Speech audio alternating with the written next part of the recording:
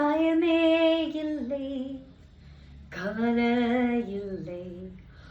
சந்நிதியில் நான் இருந்தால் போதும், இனி பயமே இல்லை, கவலை இல்லை.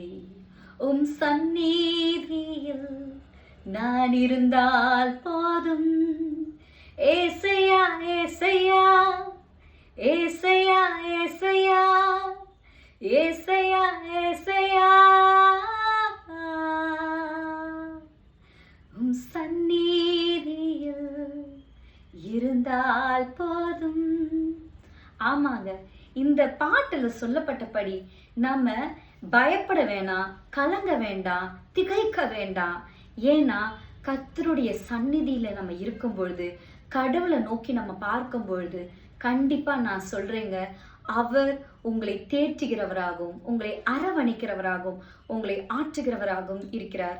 இயேசு கிட்ட நீங்க நெருங்கும் போது எப்பக்கத்துல மனிதர்கள் உங்களை சூழ்ந்து கொண்டாலும் இயேசு உங்களை விடுவிக்க உண்மை உள்ளவரா இருக்காரு.